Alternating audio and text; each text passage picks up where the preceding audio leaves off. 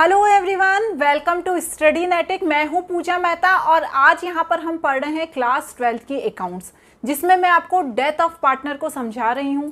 इसका introduction part और इसके कुछ एडजस्टमेंट मैं पहले बता चुकी हूं। वो मेरे पुराने वीडियोस में हैं, प्लेलिस्ट में वो वीडियोस हैं, आप जाकर उन्हें देख सकते हैं।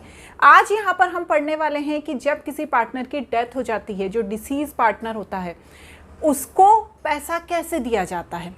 जैसे हमने पढ़ा था रिटायरमेंट ऑफ पार्टनर में कि जब कोई पार्टनर रिटायर हो जाता है तो उसको पैसा दिया जाता है उसके लोन अकाउंट में ट्रांसफ़र करके, या तो एक बार में उसे पैसा दे दिया जाता है, नहीं तो उसके लिए एक लोन अकाउंट खोला जाता है और उसमें पैसा ट्रांसफ़र करके उसे पैसा दिया जाता है। लेकिन डिसीज पार्टनर की स्थिति में हम क्या करते हैं, आज इस वीडियो में हम समझने वाले हैं कि यदि कोई अमाउंट देना है, amount due to deceased partner and how it is calculated. ठीक है, तो आज यहाँ पर इस वीडियो में हम पढ़ने वाले हैं। वीडियो को स्टार्ट करने से पहले आप सभी बच्चों से रिक्वेस्ट है, मेरे चैनल को सब्सक्राइब ज़रूर कर देना। वीडियोस अच्छी लगती हैं तो लाइक भी कीजिएगा और अपने फ्रेंड्स के साथ भी शेयर कीजिएगा। हमने देखा रिटायरमेंट ऑफ पार्टनर के जैसे ही बहुत सारे एडजस्टमेंट है डेथ ऑफ पार्टनर में, सिर्फ एक दो एडजस्टमेंट ऐसे हैं जो अलग हैं और वो हम अच्छे से समझ रहे हैं। आज यहाँ पर हम देखेंगे कि जब हम डिसीज पार्टनर को पैसा देते हैं तो किस तरह से देते हैं। तो यहाँ पर डिसीज पार्टनर का एक कैपिटल अकाउंट बनाया जाता है, सिर्फ डिसीज पार्टनर का जिसकी डेथ हो गई है। अब डिसीज पार्टनर का कैपिटल अकाउंट बनाने पर सबसे पहले तो जो उसका बैलेंस होता है उसको लिख देते हैं बाय बैलेंस BD करके, ब्रॉट डाउन। यहाँ डेबिट आता है, यहाँ क्रेडिट आता है, अपने 4 कॉलम बनते हैं। ये सिर्फ उसी पार्टनर का बन रहा है जिसकी डेथ हो गई है। बाकी जो रिमेनिंग पार्टनर है उनके लिए कोई कैपिटल अकाउंट तैयार नहीं किया जाता, क्योंकि पेमेंट हमेशा डिसीज पार्टनर को हो रहा है, रिमेनिंग पार्टनर तो फर्म चला ही रहे। तो यहाँ पर सिर्फ डिसीज पार्टनर का कैपिटल अकाउंट बनाया जाता है। जो बैलेंस है उसे लिखा जाता है। जो करंट अकाउंट था, कभी जब वो पार्टनर जीवित था उसका कोई करंट अकाउंट था, तो उसका यदि क्रेडिट बैलेंस है तो उसे क्रेडिट में लिखा जाता है, और यदि डेबिट बैलेंस है तो उसे डेबिट में लिखा जाता है। जितने भी प्रॉफिट हो रहे हैं, जितना भी पैसा डिसीज पार्टनर को मिलने वाला है, उन सबको कहाँ पे लिखा जाता है, क्रेडिट में लिखा जाता है। और जितना भी लॉस है या जितना पैसा हो सकता है हमें डिसीज पार्टनर से लेना हो, तो उसे कहाँ पर लिखा जाता है, डेबिट में लिखा जाता है। क्लियर। उसके बाद लोन बाय पार्टनर, ठीक है ना। तो ये यदि लोन बाय पार्टनर से कोई लोन लिया था और उसे देना है तो उसे हम कहाँ लिखेंगे, क्रेडिट में लिखेंगे। उसी तरह लोन टू पार्टनर, ठीक है, यदि हमें पार्टनर से लोन लेना है, जो डिसीज पार्टनर है उससे लोन लेना है, तो उसे हम डेबिट में लिखेंगे।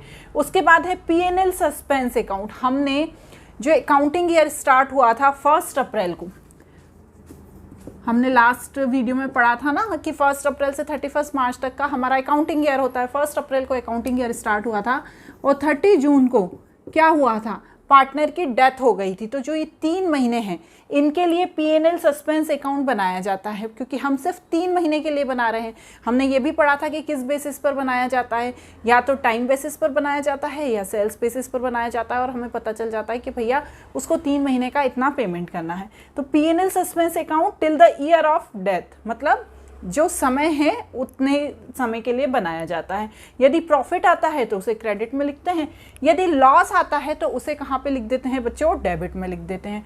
उसके बाद क्या, रिवैल्यूएशन अकाउंट। रिवैल्यूएशन अकाउंट बनता है ना कि सब चीज़ें जितनी एसेट्स हैं, जितनी लाइबिलिटी हैं, उसमें क्या हुआ है। तो यदि रिवैल्यूएशन अकाउंट में प्रॉफिट आता है तो हम उसे क्रेडिट में लिखते हैं, यदि रिवैल्यूएशन अकाउंट में लॉस आता है तो हम उसे डेबिट में लिख देते हैं। ठीक है। उसी तरह एक्यूमुलेटेड प्रॉफिट, यदि कोई प्रॉफिट था जो उसको डिस्ट्रीब्यूट करना था, देना था, वो उसे हम क्रेडिट में लिख देंगे, और यदि कोई एक्यूमुलेटेड लॉस है तो उसे हम डेबिट में लिख देंगे। उसी तरह रिजर्व हैं, उसको जो रिजर्व थे उसको देने वाले लिखेंगे। उसके बाद इंटरेस्ट ऑन कैपिटल, जो कैपिटल लगाई थी उसने, उस पर जो इंटरेस्ट मिलेगा उसे लिखेंगे, और यदि कोई सैलरी या कमीशन उसकी बन रही है तो उसे लिख देंगे। अब यहाँ पे क्या बचेगा, उसी तरह से यहाँ इंटरेस्ट ऑन ड्राइंग लिख देंगे, ड्राइंग लिख देंगे, यदि उसने कुछ निकाला है पैसा, गुडविल लिख देंगे। तो ये सारी चीज़ें हैं जो डिसीज पार्टनर के कैपिटल अकाउंट में बनी होगी, बनाएंगे जब आएगी। ये बुक में भी दी हुई है और यहाँ पर मैंने आपको एक्सप्लेन भी कर दी है। अब यहाँ पर सबसे इम्पॉर्टेंट एक चीज़ है कि यदि प्रॉफिट आता है, इन केस यदि लॉस आता है, प्रॉफिट का हम भी समझेंगे, यदि लॉस आ जाता है तो क्या होता है, डिसीज पार्टनर वो तो रहा नहीं है ना। अब जो उसके एग्जीक्यूटर हैं उनसे पैसा लेने की जगह हम क्या करते हैं, जो उसकी संपत्तियां रहती हैं, ठीक है ना कुछ तो उसकी संपत्ति रहती है, उसे बेचकर, संपत्ति मतलब एसेट्स को बेचकर उससे लॉस को पूरा करते हैं। लेकिन यदि प्रॉफिट आता है तो उसके जो एग्जीक्यूटर है उसको दिया जाता है। तो अब यहाँ पर क्या कर लिखते हैं हम, to deceased partner executor account. मतलब यदि कोई प्रॉफिट है तो वो हमेशा डिसीज पार्टनर के एग्जीक्यूटर के अकाउंट में ट्रांसफ़र होगा। अब जब ये डिसीज पार्टनर के एग्जीक्यूटर के अकाउंट में ट्रांसफ़र होगा तो इसकी जनरल एंट्री क्या बनेगी, तो इसकी जनरल एंट्री बनेगी deceased partner capital account debit to deceased partner executor account.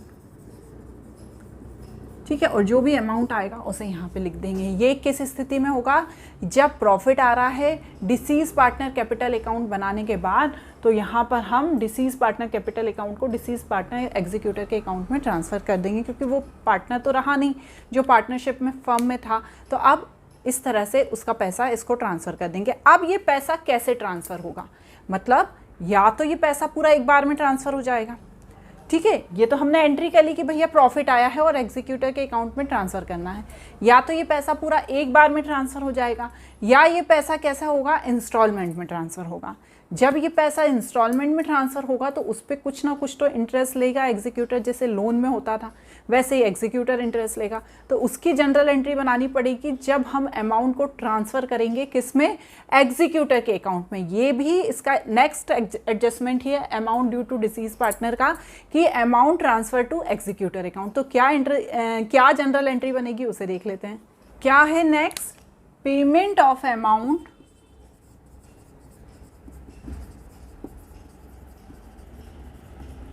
Transfer to executor account.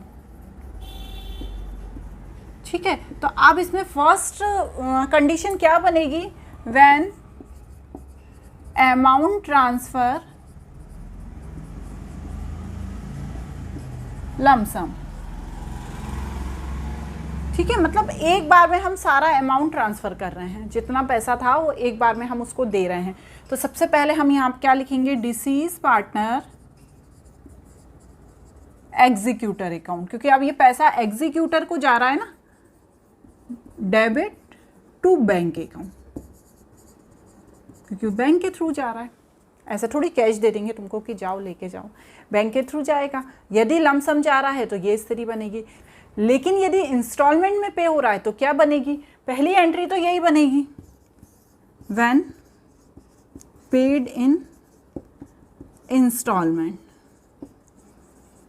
है ना, पहली एंट्री तो यही बनेगी। डिसीज पार्टनर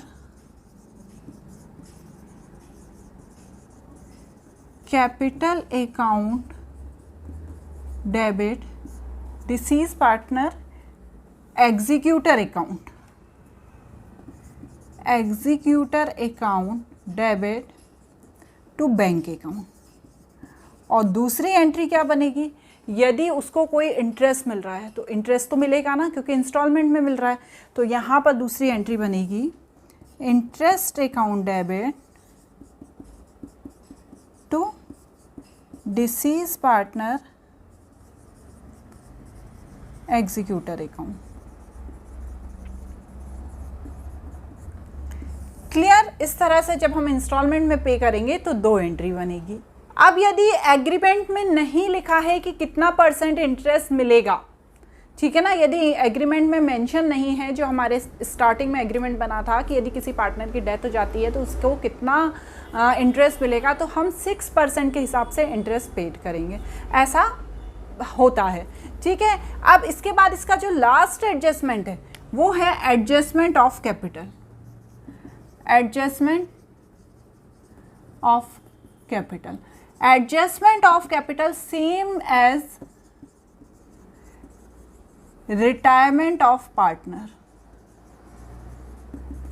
मैंने बहुत अच्छे से रिटायरमेंट ऑफ पार्टनर में एडजस्टमेंट ऑफ कैपिटल समझाया था, क्योंकि रिटायरमेंट ऑफ पार्टनर में एडजस्टमेंट जो कैपिटल होता था वो अलग होता था। किससे, एडमिशन ऑफ पार्टनर से। लेकिन यहाँ पर डेथ ऑफ पार्टनर और रिटायरमेंट ऑफ पार्टनर में सेम है कैपिटल का एडजस्टमेंट। तो यदि आप उसको देखना चाहते हैं तो मैं लिंक दे दूंगी डिस्क्रिप्शन में। रिटायरमेंट ऑफ पार्टनर में जैसा होता है वैसा ही यहाँ होगा। तो आज यहाँ पर हमने डेथ ऑफ पार्टनर एंड कर दिया है। आई होप आपको कॉन्सेप्ट क्लियर हो गए होंगे। बहुत ही जल्दी मैं अगले वीडियो लेकर आऊँगी अगले चैप्टर के लिए। आज के लिए इतना ही, बाय बाय।